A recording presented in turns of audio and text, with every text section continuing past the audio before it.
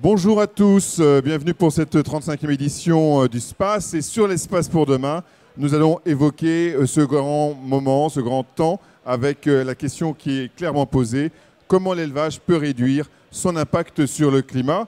Nous allons l'évoquer avec Régis Le Carluer à travers le contexte et également les différents éléments de solution. Régis, vous êtes responsable d'équipe climat, énergie, agroforesterie. On vous donne la parole pour nous parler donc de ce contexte et des différentes solutions mises en place, ou en tout cas les leviers d'action au niveau des champs d'agriculture pour les éleveurs. Merci Olivier. Alors c'est parti, le changement climatique en cours a provoqué une hausse des températures d'une rapidité jamais observée. Depuis 1950, nous enregistrons plus 1,7 degré dans l'ouest de la France. Cet été, nous en avons fait l'expérience sensible avec 3 périodes de forte chaleur frôlant les 40 degrés. L'agriculture contribue au phénomène par l'émission de 3 principaux gaz à effet de serre: le méthane, le protoxyde d'azote et le dioxyde de carbone. Mais l'agriculture a aussi la capacité de stocker du carbone, notamment dans le secteur des terres et du bois. Donc des solutions existent et nous avons choisi d'en présenter 10 parmi 50. Alors, solution 1. Le pâturage. Le pâturage est une solution bas carbone pour nourrir les animaux et permet aussi de stocker du carbone dans les sols. Solution 2. Les rations ajustées et valorisées aux besoins des animaux et des animaux en bonne santé sont un gage d'efficacité climatique et économique. Solution 3.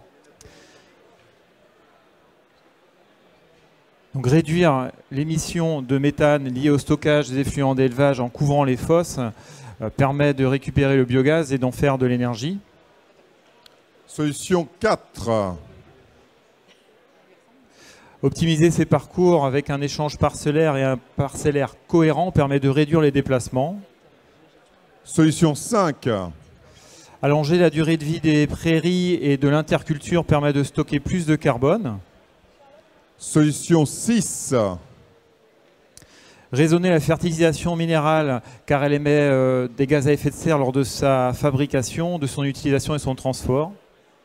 Solution 7. L'arbre, le bocage, planté, permet de stocker du carbone et réduire les excès du climat. Solution 8. En parallèle à la plantation, donc un plan de gestion de bocage permet de stocker plus de carbone et de faire du bois énergie. Solution 9, Régis. Investir dans du bâtiment économe en énergie et du matériel économe aussi permet de réduire la facture et l'impact sur le climat. Solution 10. Enfin, produire les énergies renouvelables à la ferme par le soleil, la biomasse, les effluents d'élevage et fournir ainsi une énergie à nos territoires qui est décarbonée. Voilà, et donc on aura l'occasion d'en reparler, mais il y a d'autres leviers, et là il y en a 10 que vous avez mis en lumière sur une 50aine que vous pouvez actionner en fonction des besoins, bien entendu, des éleveurs et de leur exploitation en partant de leurs constats. Alors merci à vous. On va tout de suite faire un zoom sur une filière qui va de l'avant, la filière bovine, et elle va de l'avant grâce aux gens d'agriculture notamment et leur station expérimentale à Trévarez. On va tout de suite aller sur cette station pour faire un point sur les stratégies bas carbone, oui, lancées il y a un petit moment, et puis maintenant on voit les résultats. C'est ça, voilà. C'est le but. C'est avec Tanguy. Bon, alors du coup, oui, je vais vous introduire la thématique bas carbone à travers l'exemple de la ferme expérimentale de Trévarez. Donc, ils ont mis en place depuis 2018 un système bas carbone sur le troupeau conventionnel. Le troupeau conventionnel, lui, est composé de 130 vaches laitières, race Primolstein, et en village groupé, 2 tiers au printemps, 1 tiers à l'automne. La SAU est également de 130 hectares avec 80 hectares de prairies temporaires. L'objectif était d'avoir un système reproductible et mettant en place aussi un système à 25 heures par vache, et, du coup, qui est la moyenne bretonne. L'empreinte carbone du coup, a pu être diminuée de 20% entre 2018 et 2021, atteignant environ 0,7 kg équivalent CO2 par litre de lait vendu corrigé. Alors comment ils ont pu faire ça? Donc il y a eu un panel de leviers qui ont été mis en place, donc notamment sur la conduite des génisses. Donc l'optimisation de l'âge au vélage de 27 à 25 mois a pu être réalisée notamment avec une alimentation qui provient exclusivement de la ferme de Trévarez, avec, comme vous voyez à l'image, une autoconsommation d'orge et de févrole qui ont été produites sur l'exploitation et données du coup aux veaux notamment. Les veaux justement et les génisses donc de la première année partent au pâturage donc dès la première année et ensuite une ration exclusivement à base d'herbe, à 80% d'herbe jusqu'au vélage. Les autres panels de levier concernent notamment la conduite des vaches laitières avec, comme vous voyez à l'écran, notamment le protocole traite qui a permis à l'exploitation de limiter les problèmes de mammites et limiter également les taux de leucocytes. Donc 96% du lait produit est commercialisé sur Trévarez, donc c'est-à-dire qu'il y a peu de lait jeté. L'autre levier concernant la conduite des vaches laitières, c'est bien sûr l'alimentation et son efficacité.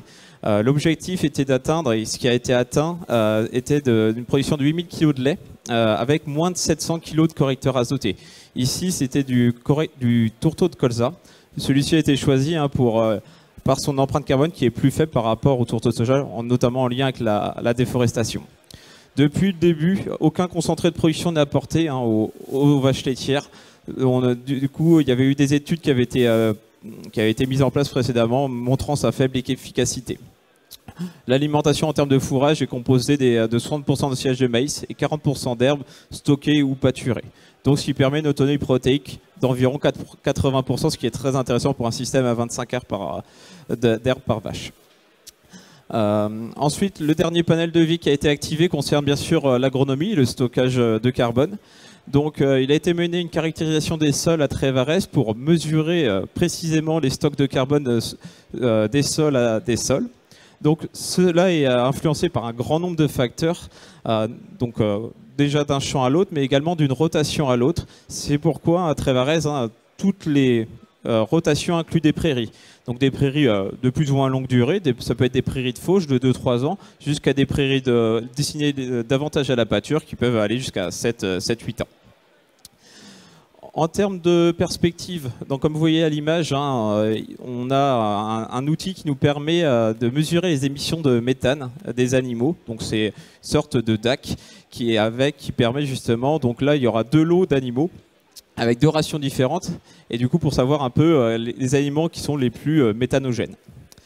Sur une autre thématique, notamment ici, vous voyez un albédomètre qui est en lien, lui, avec le réchauffement climatique. Il permet de mesurer l'énergie solaire qui est réfléchie par une surface. Et donc ici, vous voyez, il est installé sur une prairie, mais il aurait pu être installé, on pourrait l'installer ailleurs, sur une parcelle avec du maïs ou un sol nu.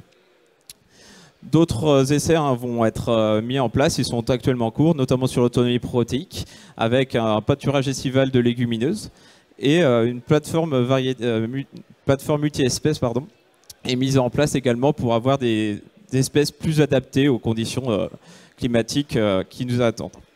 Merci Tanguy pour ces précisions. Donc vous êtes chargé d'études en production laitière à la Chambre d'agriculture et donc vous avez pu nous exposer les actions menées au sein de la station expérimentale de Trévarez. Vous avez parlé d'agronomie, et bien justement ça tombe bien, on va retrouver notre spécialiste en agronomie depuis ces 3 jours, Léna Odos. Léna, vous allez nous parler de ce projet EcoFuel et vous aussi, vous avez des résultats à nous donner. C'est l'année des résultats. Tout à fait. Donc projet EcoFuel qui s'est attaché à étudier les économies de carburant dans l'usage des tracteurs. Donc on connaît de nombreux leviers pour économiser le carburant, optimiser la taille des matériels, avoir du carburant de qualité, avoir une bonne maintenance des matériels, rapprocher son parcellaire du siège de l'exploitation. Mais ces leviers peuvent être difficiles à quantifier car ils dépendent souvent beaucoup de la situation de chacun. C'est pour ça que le projet s'est attaché donc d'abord à quantifier les consommations de carburant attitrées à chaque type d'intervention, puis ensuite à simuler les gains qui étaient possibles pour chacune de ces interventions sur le carburant, sur la consommation de carburant. Pour ça, 25 tracteurs ont été équipés de capteurs. Donc vous pouvez voir à l'écran les caractéristiques qui ont été mesurées. Ces capteurs ont mesuré donc le fonctionnement de chacun de ces 25 tracteurs pendant 1 an à chaque seconde de fonctionnement. Ça nous a donné au total 20 000 heures d'enregistrement de ces 25 tracteurs avec des données à chaque seconde, ce qui est assez innovant. Si on regarde les résultats pour un tracteur, par exemple celui-ci, le John Deere 6820, on a simulé donc l'application de 4 différents leviers. D'abord le mode de conduite, donc avoir une éco-conduite. Ensuite l'utilisation du tracteur, c'est-à-dire adapter la puissance du tracteur au type de travail effectué. Le troisième levier, c'est l'adéquation entre le tracteur et l'outil qui lui est attelé. Et enfin, l'optimisation des transports et déplacements. Donc en simulant ces 4 leviers différents, on a réussi à baisser de 30% la consommation de carburant de ce tracteur-là sur un an. Quand on regarde les résultats pour l'ensemble des 25 tracteurs, on a simulé les mêmes 4 leviers que je viens de vous décrire. On voit qu'à chaque fois, on a des gains sur les consommations de carburant, mais que ces gains sont assez variables finalement. Comme j'ai dit, ça va dépendre à chaque fois de la situation de chacun. On aurait pu simuler d'autres types de leviers, par exemple la stratégie d'équipement. Est-ce que faire appel à un prestataire peut permettre de faire des économies supplémentaires, puisqu'il aura peut-être du matériel plus performant? Adapter son système, est-ce que par exemple simplifier son travail du sol peut permettre de faire des économies de carburant, et si oui, de combien? Donc finalement, le projet a permis... Pour aller plus loin sur ces questionnements, a permis le développement d'un outil de simulation qui s'appelle AgriSim, donc qui va nous permettre de simuler les gains de carburant en fonction de la situation de chacun, en prenant en compte également d'autres paramètres comme les charges de mécanisation et aussi le temps de travail sur l'exploitation. Voilà, merci beaucoup. Merci encore Léna pour avoir participé pendant ces 3 jours également en continu, du matin jusqu'au soir à ces présentations. Et on va accueillir également notre vedette de la partie, Laurence Lignot. Alors vous, Laurence, vous avez également été très présente dans la mise en place et dans la conception du projet. Vous êtes chargée de mission climat carbone et on voit avec vous justement les leviers qu'on peut activer quand on est éleveur. Quels sont les éléments de diagnostic dont on peut avoir besoin, les outils pour optimiser son système?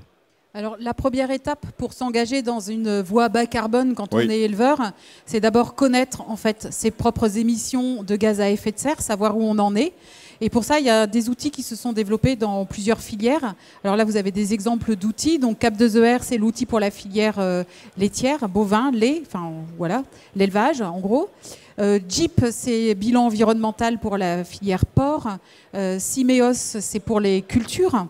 Et puis PGDH et PGDSAF, c'est les plans de gestion durable des haies et des systèmes agroforestiers, en fait, qui permettent de savoir l'état de son bocage, de ces systèmes agroforestiers et combien de carbone on peut stocker avec et combien de bois énergie on peut fournir. Alors ce qu'on voit sous ces outils, c'est qu'il y en a certains qui ont un petit logo label bas carbone.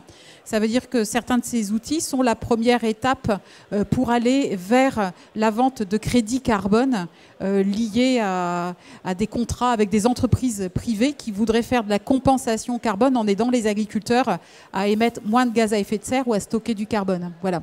Donc en Bretagne, on a une association qui s'est créée, qui est intermédiaire entre les agriculteurs et les entreprises pour actionner ces paiements pour services environnementaux. L'association s'appelle Allium.